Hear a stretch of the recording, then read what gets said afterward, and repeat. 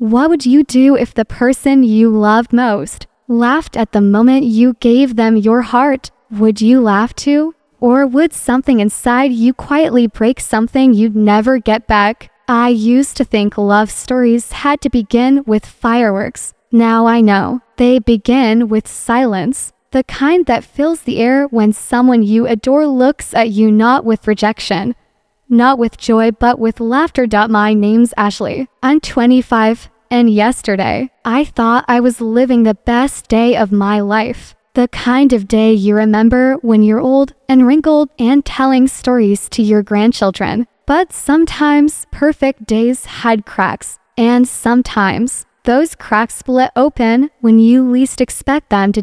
It started as any other autumn morning. Crisp air, the smell of coffee seeping through my small apartment. I remember watching the light dance through the leaves outside my window, orange, red, and gold swirling like confetti. I'd been planning this moment for weeks, rehearsing it in my head like a movie scene.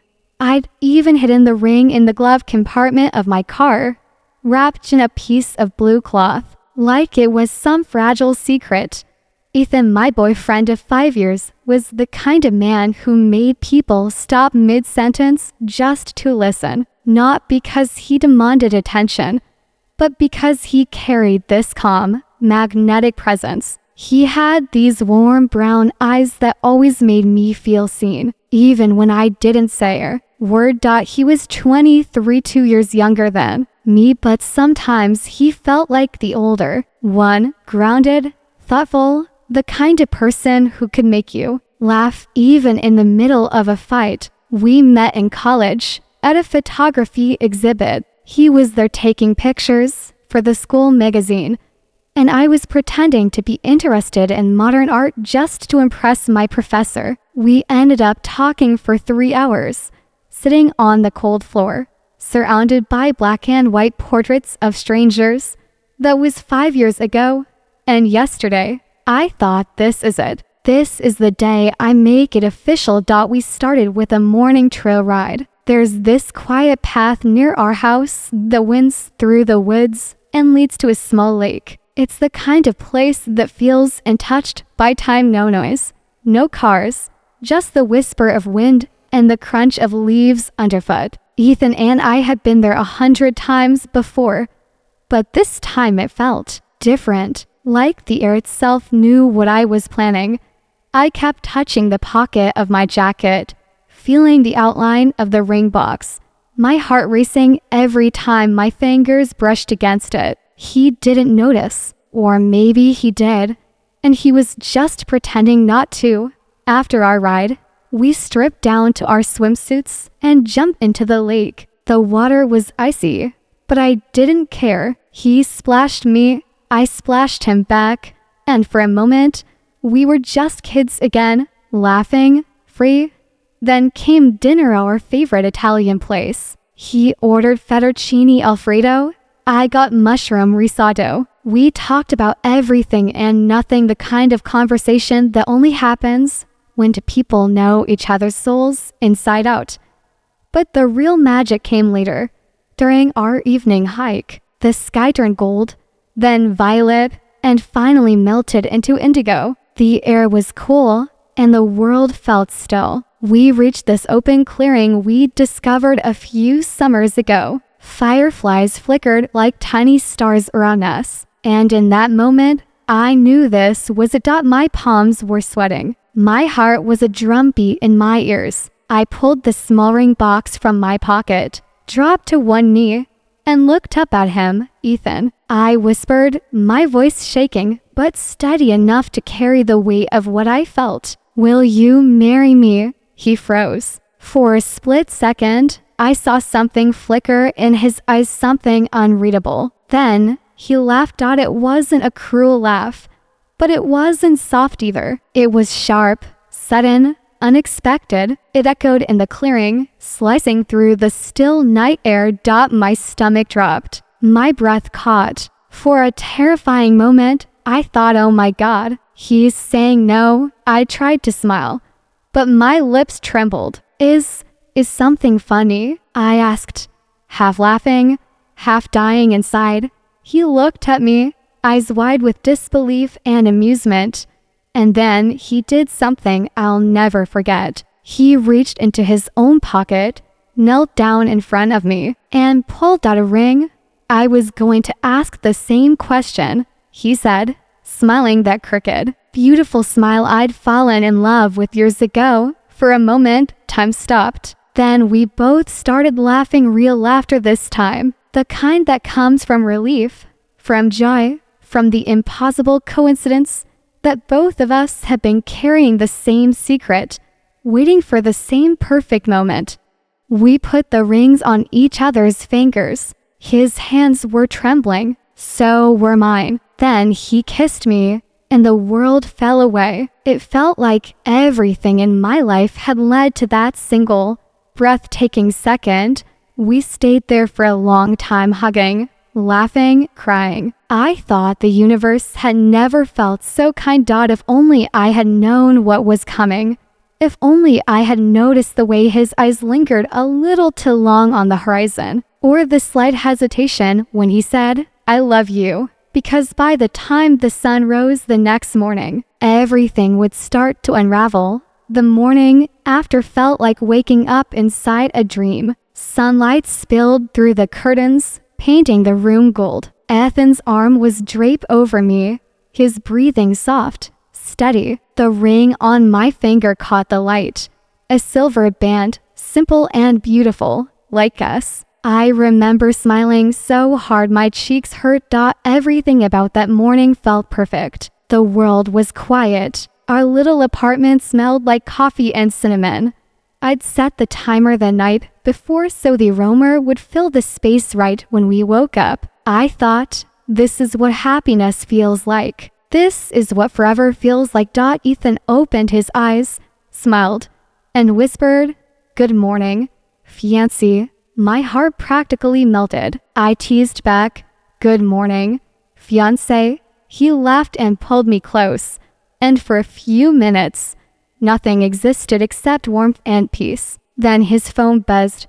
Once, twice, then a third time. He groaned, reaching for it. And I remember noticing the way his entire expression changed the second he looked at the screen. The smile faded, his brows pulled together, and he turned slightly away from me.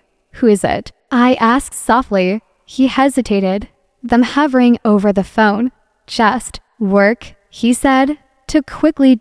Ethan was a freelance photographer. Work messages didn't usually make him tense. In fact, he loved talking about projects, but something about that pause, that subtle stiffness in his shoulders, made a little chill creep up my spine.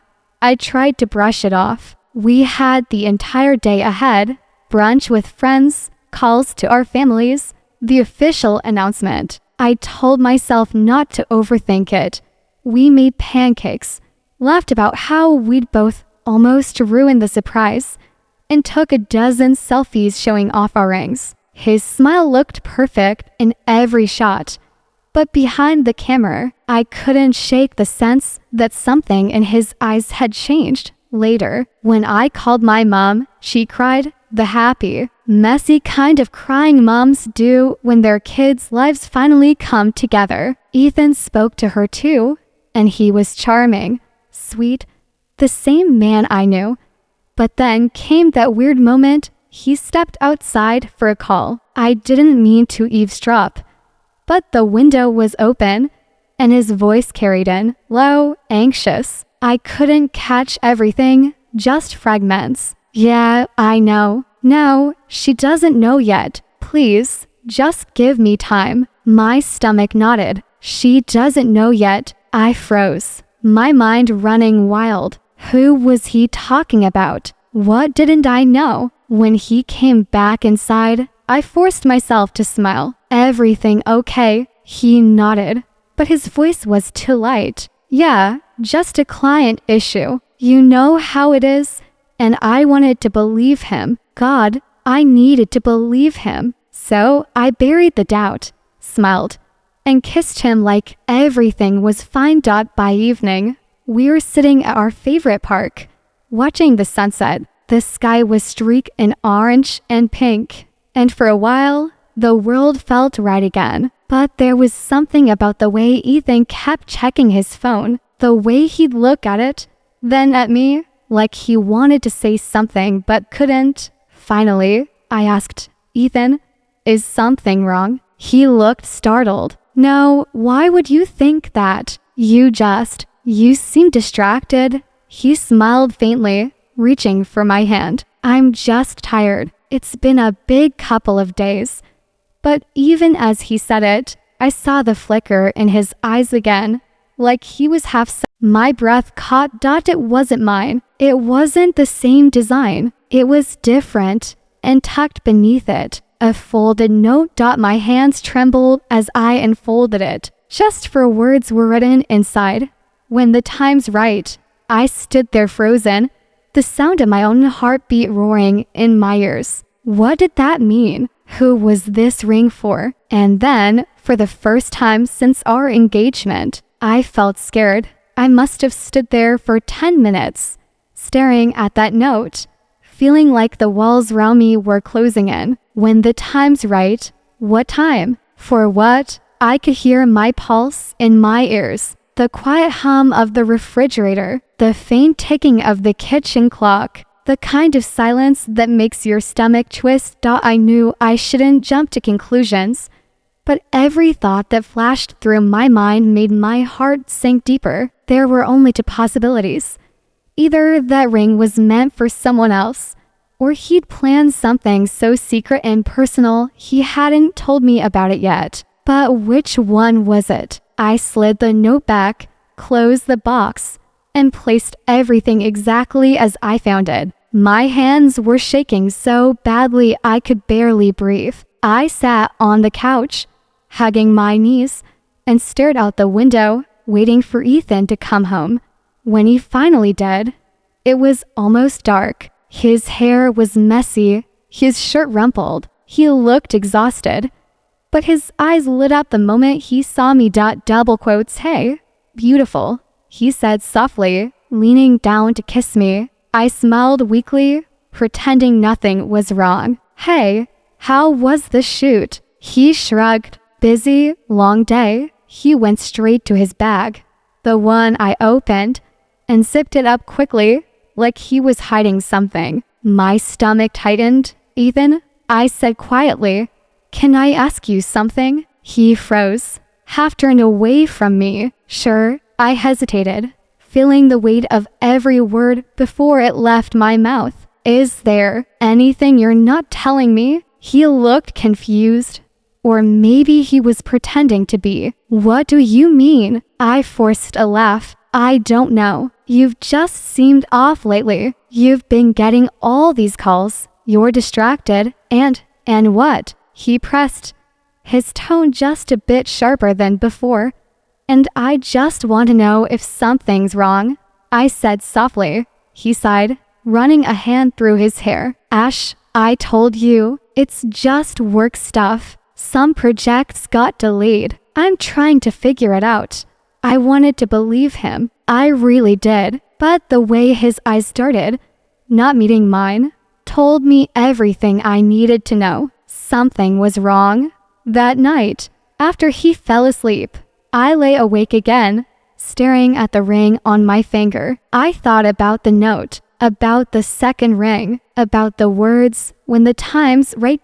By morning, I'd made up my mind. I needed to know the truth. Ethan left early again, saying he had to meet a client downtown. As soon as he was gone, I grabbed my jacket, my keys, and, God help me, my phone. I knew some of his usual spots. The coffee shop he liked to edit at, the Riverside Park where he shot engagement sessions. I told myself I wasn't spying. I was protecting what we had. I found him 2 hours later. He was sitting at a cafe near the lake, the same lake where we'd proposed to each other. He wasn't alone. Across from him sat a woman, long dark hair, red scarf. She was smiling, leaning in close. My breath hitched. I watched from behind a row of parked cars, heart pounding. as he reached across the table and touched her hand, just lightly, but long enough to make my world tilt. I wanted to scream. I wanted to run up to him and throw the ring at his face. But something stopped me. He looked, said, not guilty, not flirtatious, just broken. The woman said something, and I saw his lips move. I can't do this anymore. Tears stung my eyes. She reached out, placing her hand on his, and whispered something I couldn't hear. He nodded slowly, then stood up and walked away. She sat there for a long time, staring at her coffee, wiping at her eyes. My mind was spinning. Who was she? What couldn't he do anymore? When he came home that evening, he seemed quieter, distant, like he was trapped in his own head. I didn't confront him that night. I couldn't. I needed to understand before I accused him. So when he fell asleep again, I unlocked his phone. The passcode hadn't changed.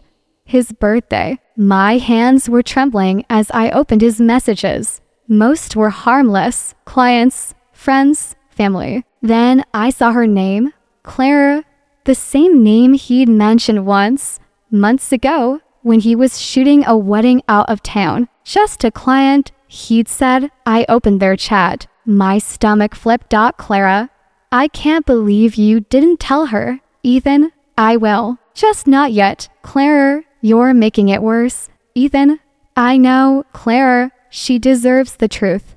Ethan, she does. But not like this. I felt the room tilt. My heart dropped into my stomach. The last message was from 2 days before our proposal. Clara, are you sure this is what you want? Ethan, it has to be. That was it. No details, no names. Just enough to make my world spin off its axis. I dropped the phone. My chest tight. My vision blurring. Who was Clara to him? What truth was he hiding? The next morning, I couldn't look at him the same. Every smile felt like a lie. Every touch, a question mark. He must have noticed. You're quiet today, he said softly. I'm fine, I whispered. But I wasn't fine. I was drowning in silence, in unanswered questions, and deep down, I could feel it, the calm before something big. Something that would shatter everything I thought I knew about him. Because the truth always comes out. And when it did, it would change everything. The next few days were torture. Every glance, every word, every smile felt heavy, like there was something buried underneath, waiting to explode. Ethan and I went about our days pretending everything was fine. But silence had replaced the laughter we used to share. I could feel it in the way he touched me, gentle but distracted, like his mind was somewhere else. I kept replaying that cafe scene in my head, the way he touched her hand, the sadness in his eyes, the words I thought I heard. I can't do this anymore. I didn't know what hurt more, the fear of betrayal or the not knowing. One night, after dinner, he went to take a shower. I sat on the couch staring at the ring on my finger. It gleamed beautifully under the warm light, mocking me with its shine. I could still hear his laugh from that night in the clearing, the laugh that started it all. And then, before I could second guess myself, I grabbed his phone again. The chat with Clara was still there. I scrolled up this time, back to the beginning. My heart hammered in my chest as the messages loaded. Clara, are you sure she's ready? Ethan, she has no idea, but I think she'll love it. Clara, you're crazy for doing this. Ethan, maybe, but it's the right thing. My hands froze. These messages were from a month ago. Not romantic, not flirty. They felt logistical, like they were planning something. I kept scrolling. Clara, did you tell her about your mom? Ethan, no, not yet. I don't want her to worry. My pulse quickened. His mom. My mind flipped back. His mom, Jana, had always been kind to me. We talked a few weeks ago, and she seemed fine. She'd even sent me a recipe for her favorite pumpkin bread. But then, the next message stopped me cold. Clara, she deserves to know before the wedding. Ethan, she will, when I can find the right words. Before the wedding, the words blurred as I stared at them. What didn't he want me to know? The shower turned off. I quickly locked his phone, set it down, and tried to look normal. My heart was a wild drumbeat in my chest when he came out, towel around his waist, water dripping down his hair. He looked at me and smiled, like everything was fine. What are you thinking about? I forced a laugh. Nothing. But I couldn't do this anymore. I needed the truth. The next morning, over breakfast, I finally asked Ethan, "Who's Clara?" He froze. The spoon in his hand clinked against the bowl. What? I looked him straight in the eyes. I saw the messages for a long second. He said nothing. Then he put the spoon down, sighed, and rubbed his face with both hands. "Ashley, it's not what you think." "Then tell me what it is," I whispered, my voice breaking. He looked at me, not angry, not defensive, just tired. "Clara's not what you think. She's my sister." My breath hitched. "What?" "She's my half-sister," he said quietly. "From my mom's first marriage. I found out about her 2 years ago, but I didn't tell anyone. Not even you. Mom didn't want people to know. It's complicated." I stared at him, stunned. "You never mentioned having a sister." "I know," he said, his eyes glistening. "And I should have. But I didn't want to dump family drama on us when things were finally good. Clara and I have been trying to take care of Mom. She's been sick." He reached for my hand, his eyes glistening with unchecked tears. "I'm sorry, Ash. I really am." Something inside me cracked. Not from pain, but from release. All the fear, the paranoia, the tension, it all washed out of me in one dizzying rush. I started crying, and he pulled me into his arms. For the first time in days, I let myself collapse against him, sobbing into his chest. "I'm such an idiot," I whispered. "No," he said softly. "You're just human." We sat like that for a long time, holding each other, saying nothing. Later that evening, we drove to see his mom. She looked frail, pale, but her eyes still had that spark, that gentle warmth I always loved. She hugged me, whispering, "I'm so happy for you both." And suddenly, everything felt real again. The laughter, the proposal, the love. It wasn't perfect. It wasn't a fairy tale, but it was real, still. As I sat beside Ethan that night, watching the stars outside her window, a quiet thought whispered in the back of my mind, how fragile happiness really is, how easily doubt can destroy it, and how, sometimes, the scariest thing about love is how much of it depends on trust. I used to think love was something steady like a heartbeat that never falters. But in the weeks after visiting Ethan's mom, I learned that love can tremble too. It can quiver under the weight of fear, under hospital lights and whisper updates, and still somehow keep beating. Ethan's mom, Jonna, had always been a quiet kind of strong, the kind of woman who smiled even when her hands shook, who made everyone else feel safe even as her own world was crumbling. The night we visited her, she looked tired, but peaceful, sipping tea from her favorite blue mug. She said she was feeling better, but the way Ethan's eyes followed her every movement told me he didn't believe it. A few days later, we got the call. It was late, just after midnight. I woke to Ethan's phone buzzing violently on the nightstand. He grabbed it, voice low, groggy at first, then sharp. "What, when? Okay, I'm coming." I sat up, heart hammering. "Ethan, what happened?" He turned to me, his face pale. "It's Mom." She collapsed. We were out the door within minutes. The drive was a blur, rain on the windshield, headlights slicing through the darkness, my hand clutching his as he sped down the empty highway. Neither of us spoke. There was nothing to say. When we reached the hospital, the air was cold, sterile, humming with the quiet chaos of the night shift. A nurse led us to a small waiting area. Claire was already there, her face blotchy from crying. She stood up as soon as she saw Ethan. "She's in ICU," she whispered. "They said it's spreading faster than they thought."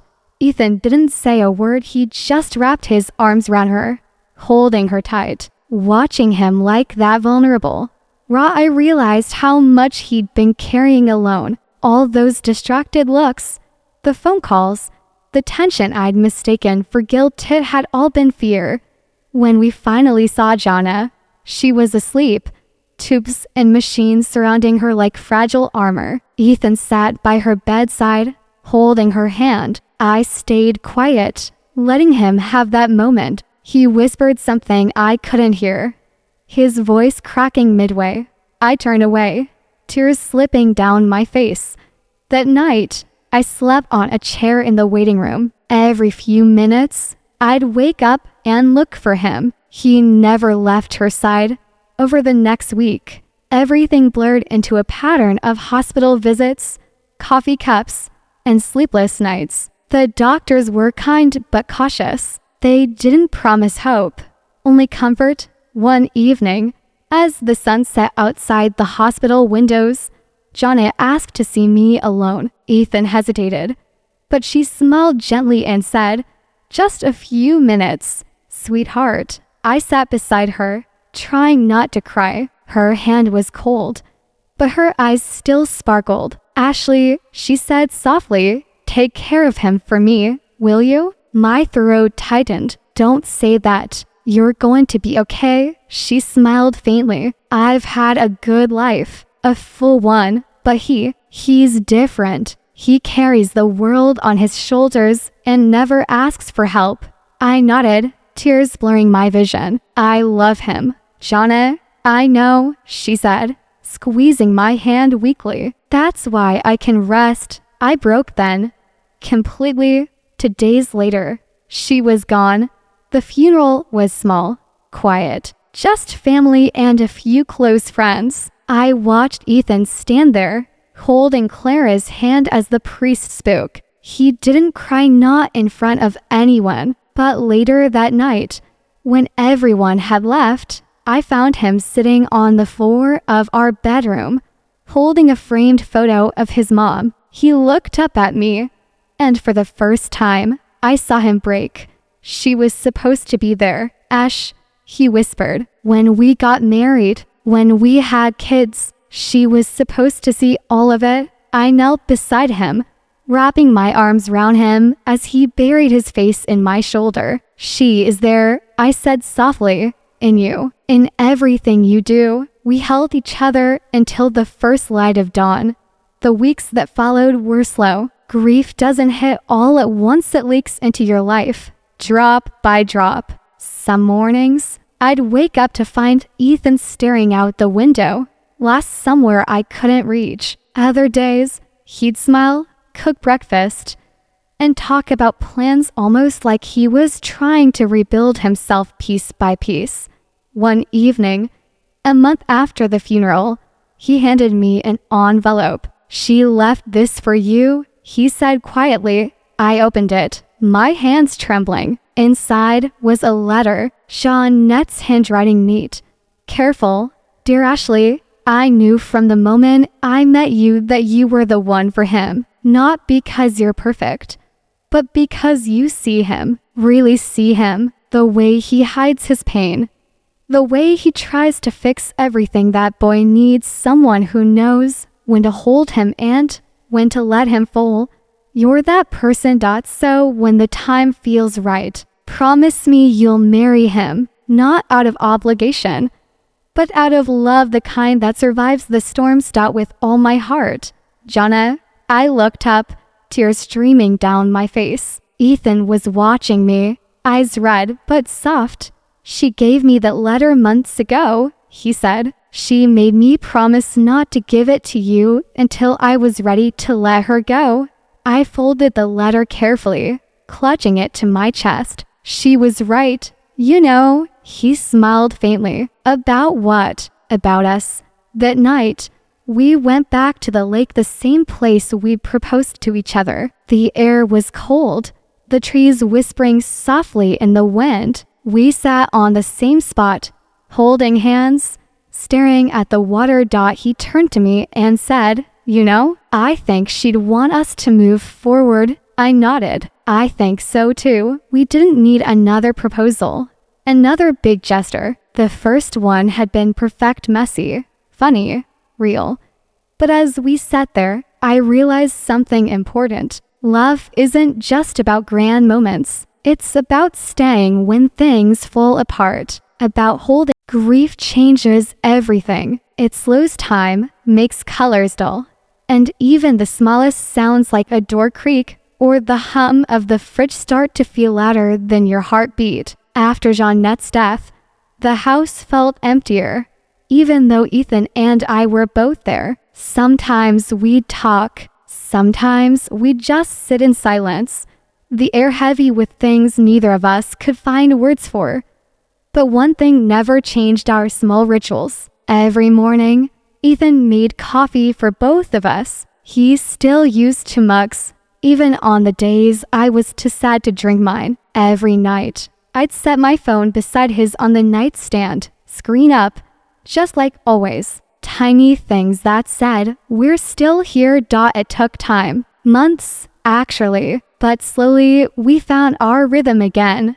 One Saturday morning, I woke to the smell of pancakes. Ethan was in the kitchen, humming as he flipped a batch of uneven circles onto a plate. His hair was a mess, and there was flour on his cheek. He looked up when he saw me. "You're up early," he said with a grin. I smelled something burning, I teased. He held up a half-charred pancake. Artistic choice. I really laughed for the first time in weeks. And in that laugh, something inside me cracked open. It wasn't guilt, or sadness, or even relief. It was life. We spent the rest of the day driving nowhere. Just us, music low, wind through the windows, sunlight spilling over our joined hands. Every so often, he'd glance at me and smile like he couldn't believe I was still there. And truthfully, I couldn't believe it either. That night, when we got home, I went to take a shower. When I came back, there was something on the coffee table, a small box, not wrapped, just sitting there like it had always belonged. I froze. "Ethan, what is that?" He smiled nervously. "Open it." Inside was a silver ring, simple, elegant, a small blue stone at the center, the same shade as Jeanette's favorite mug. I looked at him, my heart pounding. "Ethan," he took a breath. "I don't want another grand proposal. Ash, no crowd, no speeches. Just this moment. Because if I've learned anything, life doesn't wait." So he stood up, walked over, and took my hands. "Will you marry me?" Not someday. Now tears filled my eyes before I could even speak. I nodded, laughing through them. Yes. He pulled me into his arms, and for a long time, we just stayed there, two broken people who somehow found a way to fit together again. A week later, we got married at the lake. No guests, no fancy dresses, just the 2 of us, the sound of water, and a quiet sky that felt like it was listening. Ethan wore his mom's locket under his shirt. I carried a small flower from her garden. When he said his vows, his voice trembled. "I don't promise forever," he said, "because forever isn't real. But I promise right now, every right now I get with you." And that's when it hit me. Love isn't about chasing perfect tomorrows. It's about holding hands through messy todays, about showing up again and again. Years later, I still think about that night, the quiet ring, the lake, the way he looked at me like I was something worth staying for. And whenever life gets too loud, I go back there in my mind to that lake. That promise, that one fragile, beautiful truth. You don't need forever to make love real. You just need right now.